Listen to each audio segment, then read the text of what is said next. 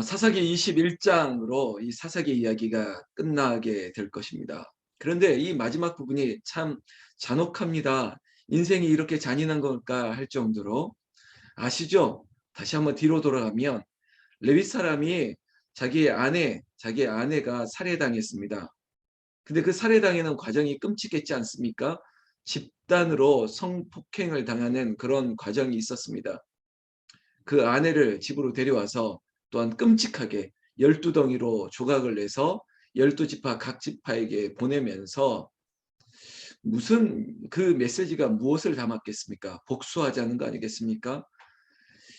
이에 우리 아내가 누구에게 이런 일을 당했느냐? 베냐민 지파 사람들에게, 그 베냐민 땅에 있을 때 이런 일을 당했으니까 지금 이 메시지는 베냐민 지파에게 복수하자는 메시지였습니다. 결국은 이 일로 총회가 모였습니다. 12지파가 다 모여서 어떻게 해보자, 이 일에 대해서 어떻게 판단할 것인지 결의를 했습니다. 그 결의는 안타깝게도 베냐민 지파와의 전쟁이었습니다. 그래서 베냐민 지파와 그리고 나머지 12지파에 있는 나머지 지파들이 연합을 이루어서 베냐민 지파와 전쟁을 치르게 된 것이죠. 여러분, 한 사람의 복수심이 전체 지파 온 나라의 전쟁이 되었습니다. 복수의 이 불씨 하나가 아주 엄청난 불을 일으킨 것이죠. 자, 그렇다면 이 베냐민과의 이 이스라엘 연합군과의 전쟁 어떻게 되었겠습니까? 수적으로 본다면 이스라엘 연합이 이겨야 됨에도 불구하고 베냐민 지파가 아주 강력했습니다. 맞서 싸워서 두 번이나 이 연합군의 싸움에서 전쟁에서 이겨냈습니다. 베냐민 지파. 여러분, 나중에 우리가 이 사사 시대를 끝나고 왕정 시대로 접어들었을 때 초대 왕이 사울이었을 때 사울이 눈에 띌 정도로 아주 체격이 준수했다는 그런 대목을 우리는 보게 될 것입니다. 보통 사람들보다 머리 하나가 더 크다. 뭐 이렇게 이제 추측을 하는 거죠. 베냐민 지파 사람들 아주 체격 조건이 좋고 전쟁에 능한 그런 모든 조건이 갖춘 사람들이지 않았을까. 그러다 보니까 이 연합군과의 전쟁에서 베냐민 지파가 두 번이나 아주 맞서 싸워서 승리를 거뒀습니다. 그러나 마지막 이스라엘 백성들이 하나님의 도우심을 구하고 하나님께서 그들과 함께 하셔서 여호와께서 이스라엘 앞에서 베냐민을 치심해 이 전쟁이 이제는 이스라엘 연합군의 승리로 기울어지게 된 것입니다. 이런 큰 전쟁이 있고 나서 오늘 21장 그들이 이 전쟁 승리 이후에 또 다른 결의를 하고 있습니다. 그 대목을 21장 1절에서 보는데 이스라엘 사람들이 미스바에서 맹세합니다. 맹세. 여러분, 서원이라고 하는 약속, 맹세를 함부로 해서는 안 됩니다. 근데 그 맹세조차 내 자존심과 내 체면과 내 혈기와 이런 것 때문에 잘못된 맹세를 하면 안 되는 겁니다. 제가 왜 이런 말씀을 드리냐면 보십시오. 전쟁에서 승리했죠. 베냐민 지파도 우리 종족 아닙니까? 우리 백성들 아닙니까? 그럼에도 불구하고 이 전쟁 이후에 우리 중에 누구든지 딸을 베냐민 사람에게 아내로 주지 아니하리라 하였더라. 여러분, 잔인한 거예요. 잔혹한 거예요. 복수심으로 시작됐던 이 전쟁이 온 땅에 큰 전쟁의 그 내용을 겪게 했는데 그럼 여기서 좀 수습을 해야 되는데 여러분, 잔인하죠. 이스라엘 베냐민 지파를 완전히 이스라엘 지파 가운데 완전히 씨를 말리려고 하는 거예요. 그 결의가 이런 겁니다. 베냐민 사람에게 아내를 주지 않겠다는 겁니다. 여러분, 이스라엘은 이렇게 결혼을 이방 사람들과 결혼을 하지 못하게 한 거 아닙니까? 그러면 같은 이스라엘 백성 내에서 혼사를 이루고 또한 그 다음을 이루어야 되는데 지금 베냐민 지파는 완전히 멸절하려고 했던 그런 상황이었습니다. 그러니까 우리 지파의 여인들을 아내로 주지 아니하겠다는 겁니다. 완전히 고사하려고 하는 거죠. 2절 말씀에 백성이 베델에 이르러 거기서 저녁까지 하나님 앞에서 큰 소리로 울며 뭐라고 하는지 들어보십시오. 이스라엘 하나님 여호와여, 어찌하여 이스라엘에 이런 일이 생겨서 오늘 이스라엘 중에 한 지파가 없어지게 하시나이까 하더니 여러분 저를 좀 보시면 저는 제 입장에 제가 만약에 하나님이면 정말 '야 이거 뭐야 도대체 무슨 말이야. 너희들이 다 저질러 놓고 왜 이제서 나한테 이래. 아니 너희들이 복수심에 불타서 전쟁을 일으키고 전쟁에 다 이스라엘 아니 베냐민 지파를 다 그 젊은 남자를 다 죽이지만 그래도 가까스로 숨어 있던 몇백 명이 있었는데 그 사람들조차 너희들이 어떻게 해하려고 아내를 주지 않겠다. 이거 다 너희들이 다 해놓고 이제 와서 하나님 앞에 나한테 왜 여호와께서 이런 일을 벌이셨습니까? 막 이러면서 울고 있다는 게 과연 진정성이 있는 겁니까? 이거 쇼하는 거 아니에요? 도대체 무슨 말입니까? 죄는 자기들이 다 저질러 놓고 이제 와서 하나님 앞에 울며 이게 진짜 회개인지 거짓된 회개인지 모르겠습니다. 그래 놓고 4절에 화목제와 번제를 드렸다? 여러분 우리가 1절부터 4절 보면서 하나님 보시기에 야 해도 너무한다.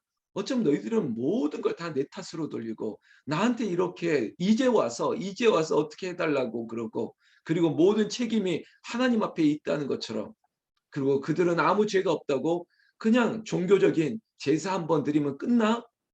너무하다 하나님께서 하실 것 같은데 하나님은 어떤 분이십니까? 하나님은 그럼에도 불구하고 우리를 외면하시지 않는 하나님이시라는 것이죠. 거짓된 맹세와 그리고 마치 무늬와 허울뿐인 그런 종교의 예식을 보고 계시면서도 이스라엘 백성들을 포기하지 않으시는 하나님. 하나님이 자비로우시고 인애하시고 그리고 끝까지 우리를 오래 참으시는 하나님. 어제 설교를 기억하시면 하나님 그렇게 오래 참고 기다려 주신다고요. 그래서 왜 기다려야 합니까? 라고 할 때 이 문장 하나면 되지 않겠습니까? 하나님도 우리를 참고 기다리셨다. 그래 죽기까지 아들이 죽기까지 기다렸던 그 하나님을 안다면 우리도 하나님을 믿고 기다려야 되겠다는 것입니다. 그 다음 이 이야기를 보면요. 5절 말씀에 이 문제를 수습하기 위해서 총회로 모이자 미스바로 다시 모이자 이 일을 맹세하려고 했습니다. 이 일이 뭡니까? 베냐민 지파 남자에게 우리의 아내를 우리의 여인들을 우리의 딸들을 주지 않겠다는 결의였어요. 그런데 그 결의에 나중에 이 총회에 모이지 않았던 한 족속들이 있었습니다. 야베스 길앗 야베스라고 하는 족속이었습니다. 그런데 이 족속이 참석하지 않은 것을 가지고 제 표현입니다. 뒤끝을 장렬하는 것입니다. 뒤끝 장렬 사자성어는 아닌데 아니 왜 이 모임에 참석하지 않아? 그러면서 나머지 이스라엘 사람들이 이 야베스 길르앗 사람들에게 하나의 어떤 짐을 씌웁니다. 그 짐은 무엇이냐? 아주 잔혹하게 너희들도 베냐민 꼴을 당해봐야 되겠어? 막 이러면서 결국은 길르앗 야베스 길르앗 족속을 다 쳐서 멸하고 그 중에 처녀들만 남겨서 그 처녀들을 400명을 남은 베냐민 남자들에게 혼인을 맺게 만듭니다. 그런데 이 모든 과정이 너무 이게 상식적이지 않고 너무 잔인하고 그리고 억압 아닙니까? 도대체 왜 이러는 것입니까? 여러분 바로 이 뒤끝 장면이라고 표현했던 거 보십시오. 제가 앞서 말했던 1절부터 4절까지 그들이 정말 죄를 뉘우친 게 맞는 것인지 그들이 번제와 화목제를 드리면서 온전히 하나님 앞에 드린 것인지 6절 말씀을 잠깐 올라가면 분명히 이렇게 말은 했거든요. 이스라엘 자손이 그들의 형제 베냐민을 위하여 뉘우쳐 이르되 오늘 이스라엘 중에 한 지파가 끊어졌도다. 분명히 뉘우쳤다라고 하는데 보십시오. 뉘우친 게 맞습니까? 그 뉘우친다는 방법이 7절. 그들의 맹세가 또 7절 후반절에 남은 자들에게 우리가 어떻게 하여 아내를 얻게 하리요. 우리가 전에 여호와로 맹세하여 우리의 딸을 그들의 아내로 주지 하지 않겠다. 여러분 그들이 했던 말을 어떻게든 지켜야 되겠다는 것입니다. 여러분 이 부분에서 잘 생각해 보세요. 하나님은 칼을 뽑아서 우리를 멸하려고 했지만은 하나님의 자비로우심은 그 칼을 다시 칼집에 넣을 수 있는 하나님이셨어요. 그런데 우리는 왜 자꾸 내가 말이야 한번 입으로 뱉었으니까 나 교회 다시는 안 나가. 내가 입으로 안 나간다 했으니까 나는 이거 지켜야 돼. 난 다시는 봉사 안 해. 봉사만 하면 스트레스 받고 나는 안 해. 근데 이 맹세가 누구를 위한 맹세예요?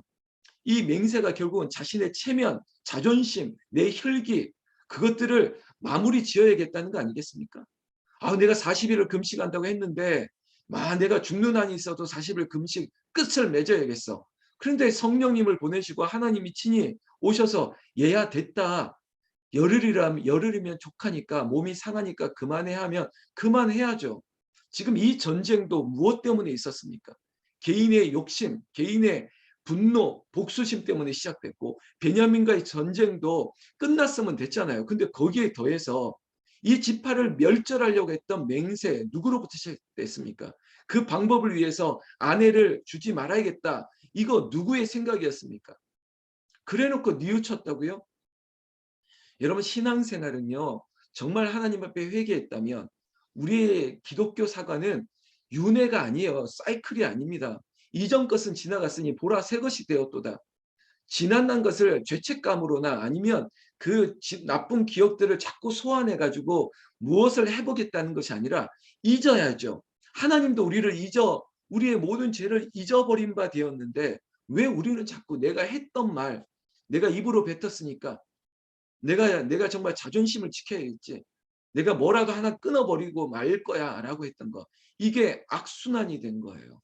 그래서 거짓 맹세도 하지 말고 함부로 혈기나 체면과 너의 자존심 때문에 함부로 맹세하면 안 돼. 그걸 우리에게 교훈해 주고 있는 것입니다. 여러분 이건 나중에 제가 이 사사시대를 우리가 21장으로 끝내겠죠. 그리고 우리가 다른 성경을 보게 될 텐데 나중에 보면 이 베냐민 지파의 가졌던 내용이 계속 끝으로 남습니다. 뭔가 얽혀 있는 거예요. 그리고 베냐민 지파는 야베스 길르앗 족속과 늘 결속되어 있습니다. 우리가 이 어려운 일 당했을 때도 우리가 그래도 이 서러움을 당했는데 우리끼리는 연합해야지. 나중에 사울의 죽음의 사건들 이런 것도 보면 늘 그런 것들이 남아 있는 거예요. 여러분 끊어야죠. 제발 우리 시대에 끊고 우리 대에 끊고 우리 집안에 뭔가의 고리는 여기서 끊어야죠. 나를 통해서 끊어내려고 하는 거예요. 제가 지금 하는 말은 제가 전적으로 동의하지는 않지만 여러분 우리 집안에 흐르는 뭔가는 끊어야 되지 않겠습니까? 우리 집안에 흐르는 저주와 같은 악한 죄의 습관은 끊어야죠. 누구 대해서 끊어야 될까? 여러분 내가 해야 돼요. 내가 끊고 우리의 자녀들에게 나쁜 것들을 악한 것들을 죄의 습성을 물려주지 않도록 애를 써야 되는 거 아니겠습니까? 여러분 이 거짓 맹세와 그 인간의 잔혹한 복수와 그리고 뒤끝이 장렬하고 그릇된 맹세의 신념들이 얽혀있는 이 모든 것들이 끊어지는 역사 그것이 여러분들 나에 대해서 끝나기를 예수님의 이름으로 축원합니다. 우리 홍은제일교회도 여러분 우리가 49년의 역사 동안 그리고 50주년 희년을 바라보면서 저의 계속된 기도는 하나님 완전히 이전 것은 다 끊어버리게 해주세요.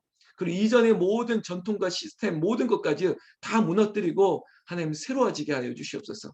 그래서 우리가 이전에 있던 우리가 이런 아픔이 있어서 이런 상처가 있어서 이거 생각하지 않도록 하나님 서로를 배려하고 서로에게 기다릴 줄 알고 서로에게 믿음의 여유로 푸근할 수 있는 정말 기쁨만 가득한 교회 되게 하여 주시옵소서. 여러분 그 어려운 변곡점을 넘어섰습니다. 이제 서로에게 유하면 돼요. 친절하고 서로에게 여유를 가지고 그렇게 하나님만 바라보고 우리의 믿음의 본질 오직 말씀과 기도와 찬양으로 온전해지는 세월들이 나와 그리고 여러분들의 가정과 우리 교회를 통해서 하나님께서 크신 기쁨의 축복들을 예비하고 있다는 것입니다. 여러분 그 축복의 한 해가 우리에게 펼쳐질 때 놀라운 은혜가 여러분들의 삶에 다시금 회복되어지기를 나는 예수님의 이름으로 축원합니다. 축원합니다.